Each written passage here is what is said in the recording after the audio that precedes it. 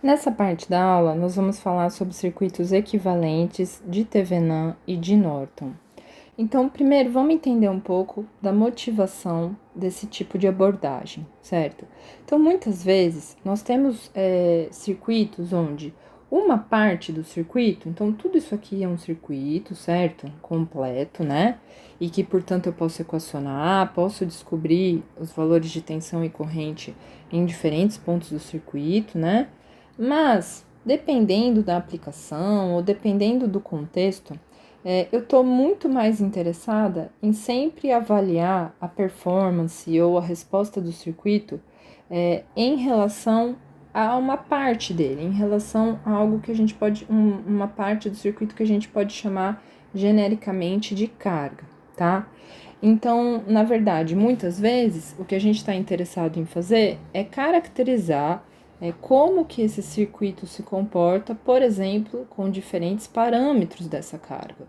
Ou às vezes, dependendo da aplicação, essa carga tem uma natureza dinâmica, então ela vai variar constantemente. E eu estou sempre interessado em calcular, por exemplo, a resposta em frequência, como que varia essa corrente, como que varia essa tensão, mas focando sempre numa parte do circuito que a gente pode chamar genericamente de carga.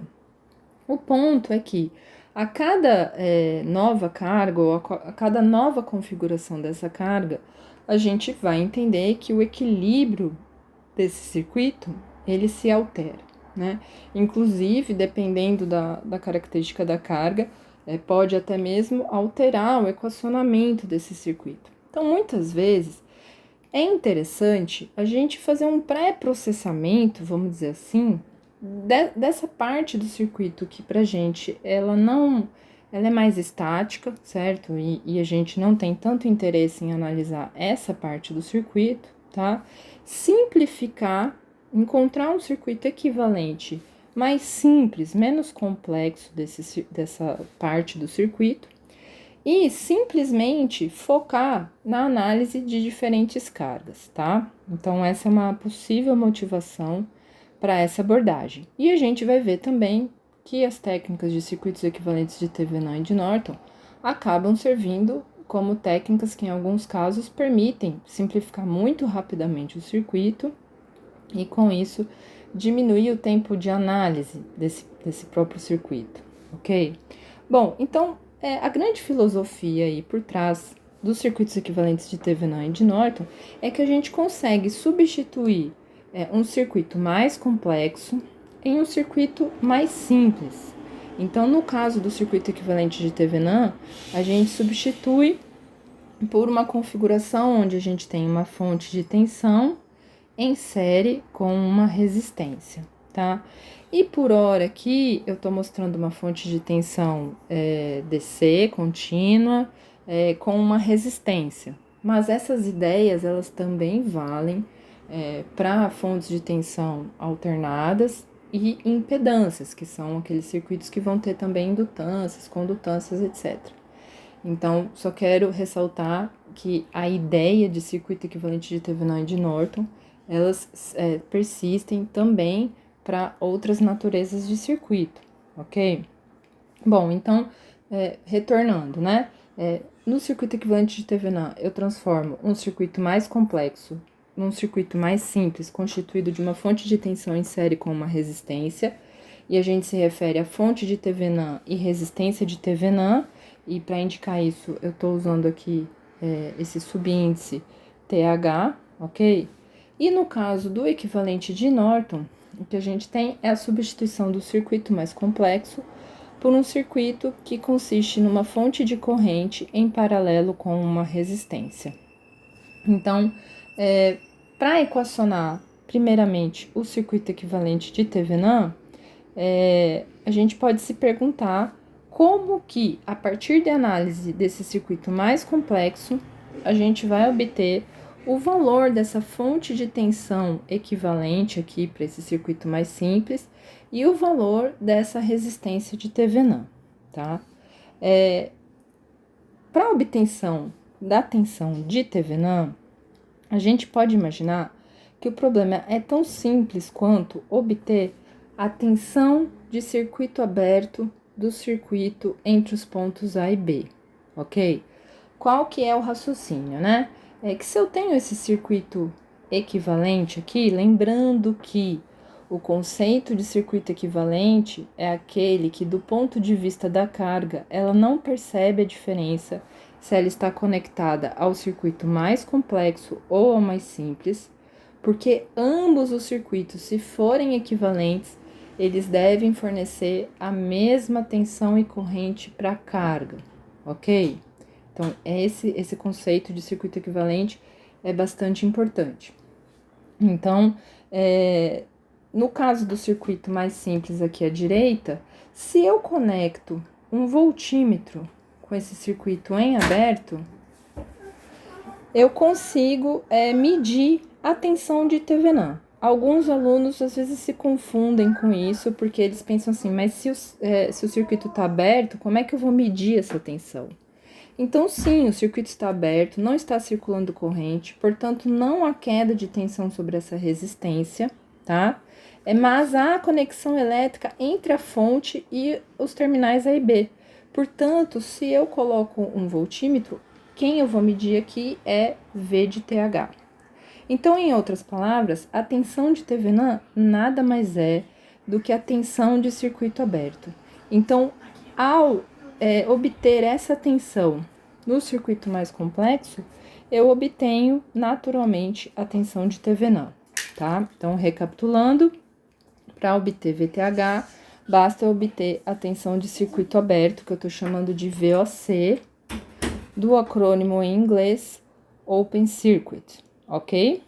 Bom, uma vez que eu tiver obtido a tensão de Thevenin, como que eu obtenho a resistência de Thevenin, certo? Então, a maneira mais simples de fazer isso é curto-circuitar a entrada, curto-circuito a entrada, e obtenho a corrente entre os pontos A e B, a corrente dessa malha, certo? Porque se eu fizer isso, né, se eu conseguir obter essa corrente I, que a gente vai chamar de ISC, do acrônimo em inglês Short Circuit ou curto-circuito, tá? Eu tenho que R de TH é igual a V de TH sobre a corrente de curto-circuito, ok? Então, lá no meu circuito real, o que eu posso fazer é simplesmente curto-circuitar A e B e descobrir qual que é a corrente que está passando aqui. Com isso, eu vou conseguir descobrir o R de Thevenin, certo? Então, para obter o R de Thevenin, basta curto-circuitar o circuito e descobrir a corrente de curto-circuito. Por quê? Porque o V de TH vai ser a tensão de circuito aberto e o R de TH vai ser a tensão de Thevenin sobre a corrente de curto-circuito.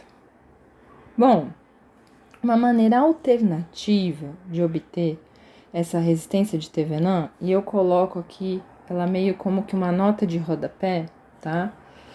É olhar para o circuito mais complexo, zerar todas as fontes, não importa se de tensão ou de corrente, substituir essas fontes pelas suas resistências internas ideais.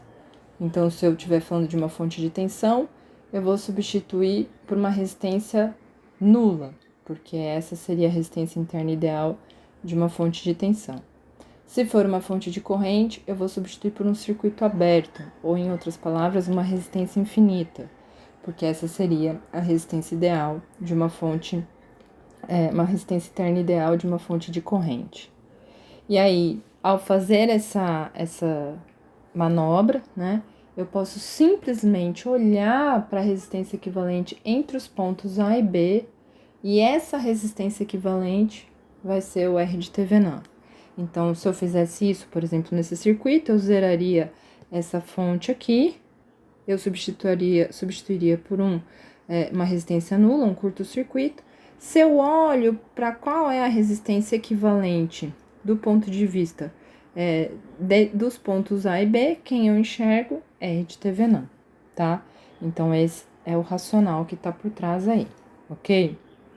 Bom, para entender, vamos fazer um exemplo, né? Então, aqui eu tenho um circuito que não é muito complexo, mas já é mais complexo do que um circuito equivalente de Thevenin. Então, a ideia é que eu vou tentar substituir todo esse circuito por uma fonte de tensão em série com uma resistência, uma fonte de Thevenin e uma resistência de Thevenin.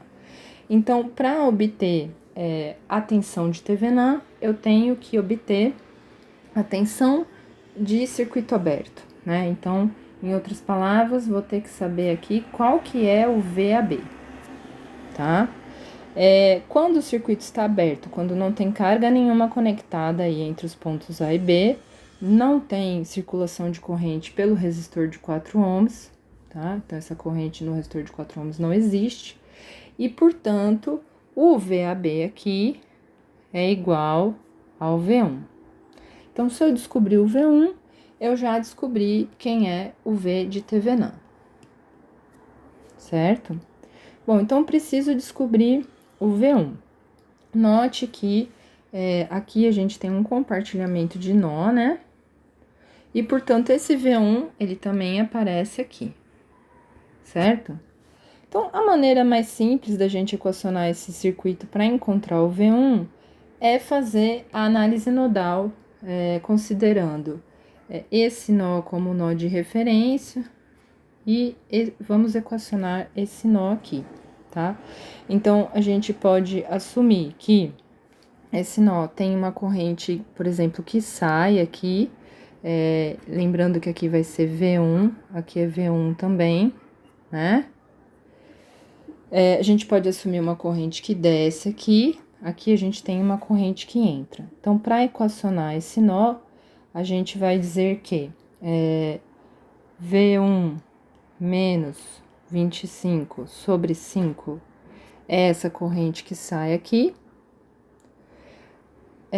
mais V1 sobre 20, menos uma corrente que entra, que é a da fonte de corrente de 3 amperes. Tudo isso igual a zero. Então, essa é a equação dessa malha, certo? Então, note que tá fácil, porque nós só temos uma equação, uma incógnita aqui. É uma questão simplesmente de remanejar os termos. A gente já vai encontrar o V de Thevenin, tá? Então, a gente obtém essa equação e a resposta é V1 igual a 32 volts. Achei o V1, o circuito está em aberto, eu já encontrei o V de Thevenin. Então, V de Thevenin é igual a 32 volts, tá? Segundo passo, agora que eu já tenho o V de Thevenin, eu vou tentar descobrir o R de Thevenin. E para isso, eu preciso determinar a corrente de curto-circuito entre os terminais A e B. Então, é o mesmo circuito anterior, só que agora eu vou encontrar, né? Vou primeiro fazer um curto-circuito entre os pontos A e B, e eu tenho que encontrar essa corrente do curto-circuito. Encontrar esta corrente do curto-circuito nada mais é do que encontrar o valor dessa corrente dessa malha aqui, certo? Então, para isso, eu vou fazer um equacionamento, né? Onde aqui a gente tá vendo que ele tá pegando aqui, ó, V2 menos 25 sobre 5 ohms. Então, que tipo de análise que tá sendo feita aqui, né? Novamente, uma análise nodal, porque estamos calculando a corrente em cima do resistor de 5 ohms.